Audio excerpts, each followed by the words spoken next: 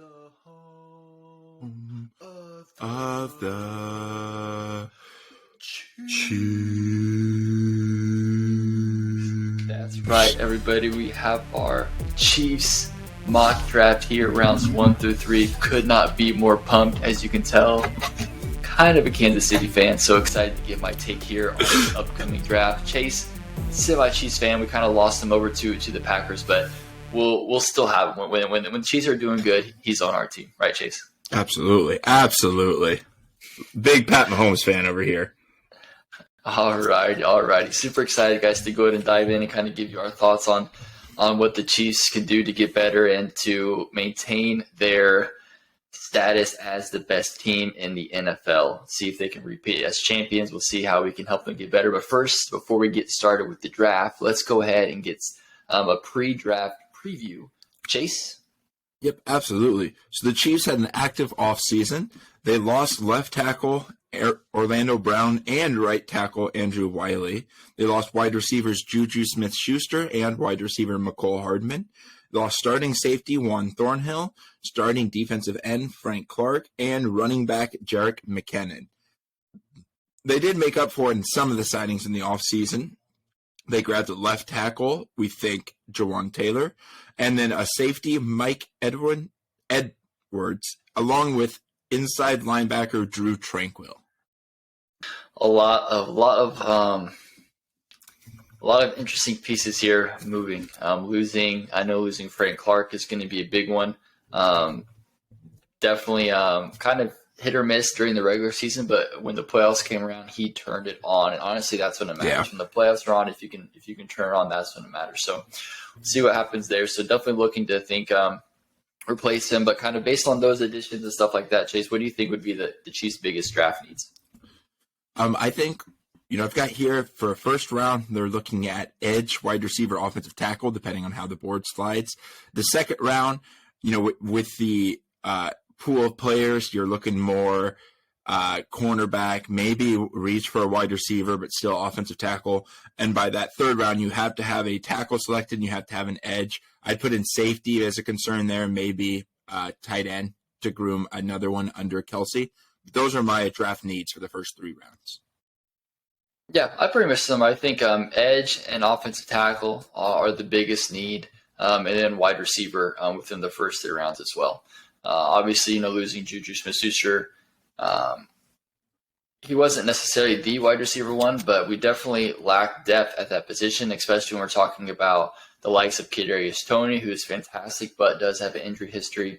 We were really beat up in receiver, especially in the AFC Championship game. And so being able to have, good depth at the position, I think is going to be important. Obviously, the draft is a great place to kind of replenish that. So we can go ahead and get started here with the 3-round mock draft of the Super Bowl champs, Kansas City Chiefs, and we'll see what happens. Perfect. Mock draft, we'll go ahead and enter the draft here. Won't worry about trades. We'll go ahead and turbo it all the way to pick number 31. Let's go ahead and see. So we got pick number 31 here on the board. Looks like some tackles have already come off the board. So I think the biggest need here, as we're talking about it, I think the Chiefs, I think edge rusher for me personally. I think edge rusher is what I would like to see them tackle in round 1. I just think the defense, in the whole Patrick Mahomes, era, the defense has been the weakest link of the Chiefs. If we can have just an adequate defense, the offense is going to be able to figure it out. And so I definitely trust the offense more than the defense. So being able to add an important piece on the defensive, especially the defensive line and edge rusher, someone to get after the quarterback, I think is imperative, especially when you're looking at the quarterbacks the Chiefs are going to have to go up against. Josh Allen, Joe Burrow, Justin Herbert. I mean, the AFC is a gauntlet of quarterbacks, super talented quarterbacks. And so being able to get after and put pressure, sack the quarterback, force turnovers is just of the utmost importance. Yeah, I agree. I think that is the most important position. The only thing that would cause you to go off of that is the fact of the depth of that position equal to the depth of the wide receivers out there, right? The wide receiver pool is not as deep as it has been. You're not going to find those A.J. Brown, DK Metcalfs in that round 2 like you have before in the draft. So there's going to be that. But I agree that the edge position could be a bigger position of need for the Chiefs because on that offensive line, or that offensive side, you have the Pat Mahomes. Yeah, and we're looking at these edge rushers here. A lot of these edge rushers here that are available, I really like, but there's no way they're going to be available, at pick 63 when the second round comes back in. And so if you're going to want one of these edge rushers, the Chiefs you're going to have to take him here. So I really do love Will McDonald here, the fourth. And I think if he is to fall to the Chiefs right here, I think could be a very good steal, even though it's in the first round that he's dropped this far. And so I feel really good about this, and I think we should take Will McDonald here. What do you think? Yeah, I like that. Will McDonald is my 50 rusher off the board. I think this is about where I mocked him, a first to second round product. So I like the positioning. I like the fit with Spags on your defense. I think that would be a very, very nice fit to come in and kind of replace Frank Clark. All right, let's go ahead and not waste any more time, and let's go ahead and send Will McDonald to the Super Bowl champs. Getting drafted to Kansas City in Kansas City is going to be electric. Yes, that's going to be crazy. All righty, so now round two. So we've got our edge rusher here. So now we had the two other areas of concern we thought were wide receiver or offensive tackle. So let's go ahead and take a look at one of these positions. Which one do you want to check out first? Let's do offensive tackle.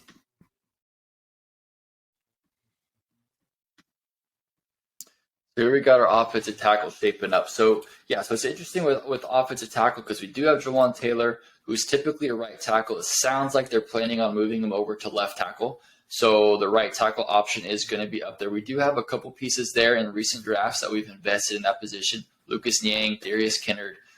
So we do have some depth there, but I think it would be good to obviously shore up that tackle spot and obviously add competition and add depth. So I'm excited to see here in the second round what kind of offensive tackles are available to us here. What you see here on the board, is there anything here that's kind of calling out to you that you kind of really like for this pick? I like Jalen Duncan. I don't know compared to what else is out there. And I like Blake Freeland, but so a little early for Blake Freeland. I'm not a big Cody Mulch fan. Yeah, it might even be a little bit early for Jalen Duncan here, but I think if you have at this point, if you have a guy that you're sold on that you really like, especially at the offensive tackle position, I think you probably do it. If you're not completely sold on a guy, then I think you wait to try to get some value in the later rounds. Because in round two, the Chiefs have done different things. They've gone offense. They've drafted some receivers here in round two. Look at Sky Moore. You look at Mecole Hardman. They've also gone offensive line. You look at Creed Humphrey. They've also gone defense. You look at Nick Bolton. So there's the Chiefs. In round two, they go a variety of different ways. Yes.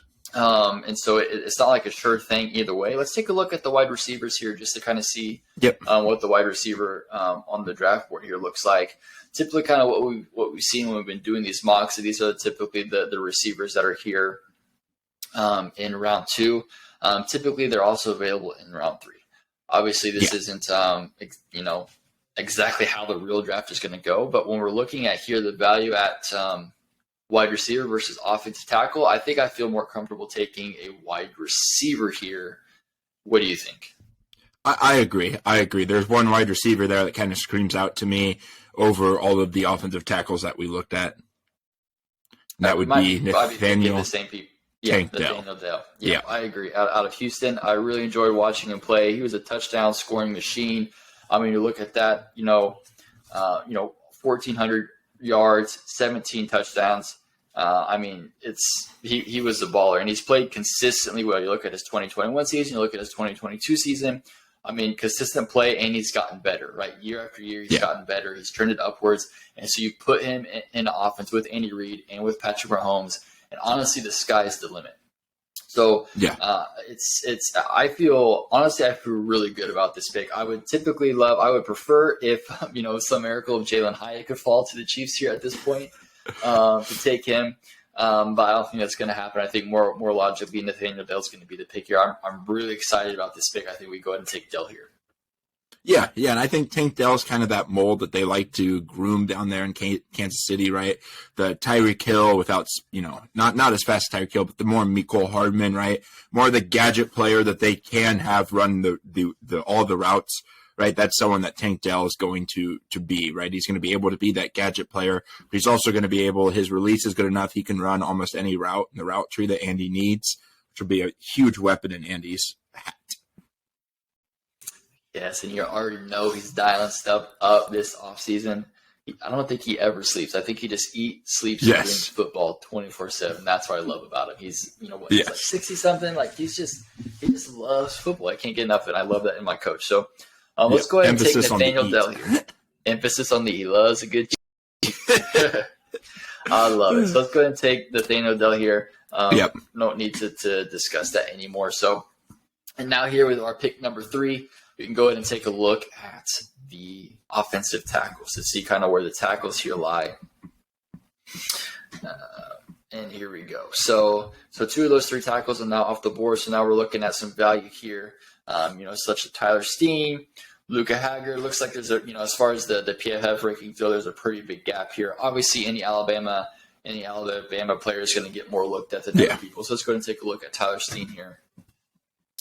And we're looking at it here. So, honestly, pretty, not the best. Obviously, we're comparing with the top tackles of this class, but pretty average and consistent.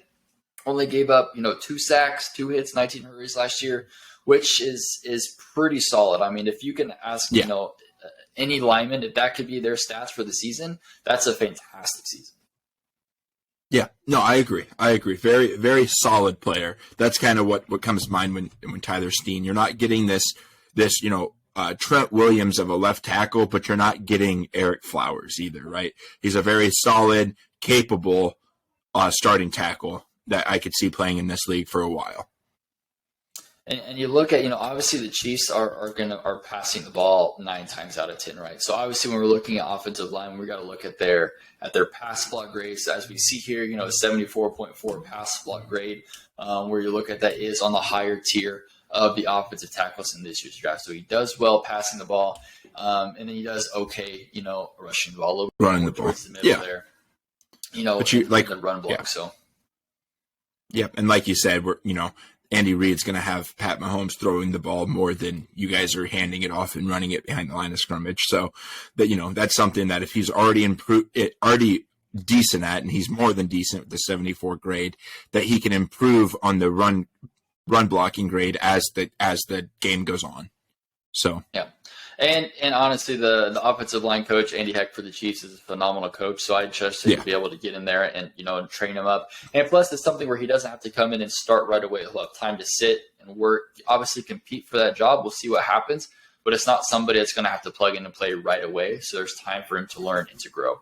And so I think that's something that's super important, especially when you get a player with upside, but he may not have it, right now, but he has that potential. So to get him, in practice, in training camp with the coaches to really unlock that potential, elevate him, and then obviously elevate the entire offensive line as a whole.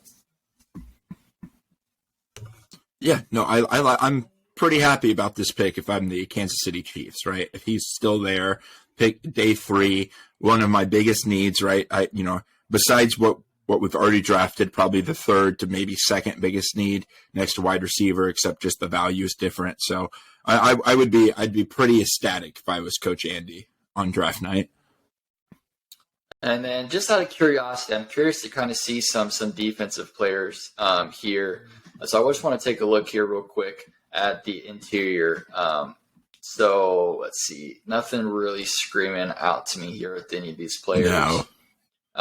Definitely can get value here in the later rounds here. So I feel good. I think the offensive tackle position is good. Veach has shown that he's able to find caliber players, in later rounds. And so to shore up these first 3 rounds of people we think that can honestly be able to step in and produce from day one if they have to.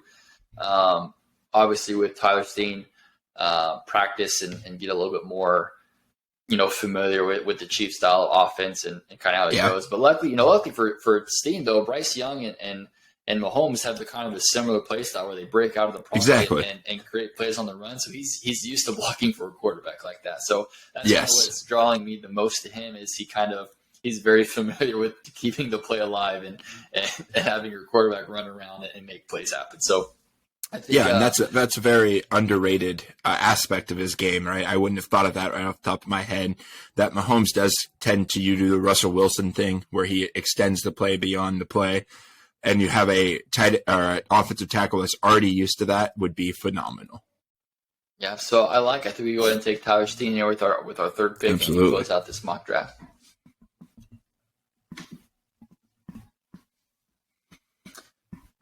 All right, so go ahead and wait here for the grades, and so let's take a look here. So Will McDonald the fourth in round 1, A. Nathaniel Dell, wide receiver, round 2, A. And Tyler Steen, tackle, round 3, a D. Overall draft grade, A-. So I'm curious here, PFF obviously is just, thinking about the Tyler Steen pick there at round number 3. But honestly, especially as a Chiefs fan, I would walk out of the draft, at least this rounds 1 through 3, after the first 2 days, just super ecstatic and even more excited about next year than I am right now with this draft right here. Yeah, and I think maybe the PFF gave that a D based on they grade based on are you grabbing the best available players, right? But the Chiefs have such a good roster, right? They just won the championship. They're not drafting on best available. They're drafting versus team need versus value. So that's where the D comes from, right? There might have been a better, quarterback value there, and there might have been another better wide receiver value that you already grabbed, or a better tight end value, but you didn't need those things. You needed an offensive tackle. So that's why we went Steen, and I think I like our pick a lot more than a D. Yeah, I agree. I mean, you could probably flirt maybe with the tight end in round number 3 there. But I think, with what the Chiefs have, they have Kelsey, they just re-signed Blake Bell to a 1-year deal. They have Noah Gray. So players that, can make plays and have made big plays for us before. Yeah. So I think they probably feel comfortable with that. Obviously, if someone falls a little bit and they want to, not maybe reach, but maybe go ahead and take advantage of that player falling a little bit to do it, I definitely wouldn't be mad about it. I think adding, giving Mahomes as much weapons as possible is super important. But I'd be hard pressed to find them going, to, receiving options back to back, wide receiver and tight end, without addressing, another area of concern, especially being the offensive line and protecting Patrick Mahomes. We saw what happened in that Super Bowl against the Bucs and how Veach just went all in to fix that line, and it worked. When Mahomes has an offensive line, beyond successful. So just shoring up that position, I think is going to be super important. So that's obviously what we did here with our draft. We'll see what happens in Kansas City when Veach and co go ahead and go at it. But as far as our draft is concerned, I really like these picks. Yeah, no, I agree. I like our draft picks, and with the we talked about the tight end or something with the value. I keep saying that the amount of talent that's in this draft at different positions really works out for the Chiefs' sake. Right, the things that they need are kind of deep there. The things that they can afford to let slip to a day 4 are going to be steads on day 4 for them, or day 3, not day 4. But I just this draft lines up really well with what the Chiefs need. Right, they're very kind of deep at edge. Going to have opportunity to draft a athletic tight end in the 5th round, right, to groom behind Kelsey. The offensive tackles, right, there's a big drop off after the first 2, but then after that there's this big group. Kind of same with the wide receivers, right? There's a big 3 and then there's a giant group. So this draft is just one of those perfect fits with Kansas City, I think. And it's funny that it's in Kansas City too. So the world works in mysterious ways. The football gods are smiling down on the champs. So could be more excited that the draft is Kansas City. I know we keep saying it, but we're going to be there. So super excited to, to do this content because we're going to be there live to see it all unfold. So, Chiefs fans, take a look at this mock draft. Let us know how we did. Let us know in the comments. Give us your Chiefs mock draft. We want to see you guys in your mock drafts. We've seen some mock drafts on our other videos, and we love engaging with you guys, seeing what you would have done differently than us. Helps us kind of understand your other perspectives out there, change our mind a little bit, which we definitely love. So go ahead, like, comment, share with a friend, share with a fellow Chiefs fan. Check out our other mock drafts, and we're just going to keep doing it. It's mock draft season. We got plenty more mocks to come. So stick around here with us at All Things Football.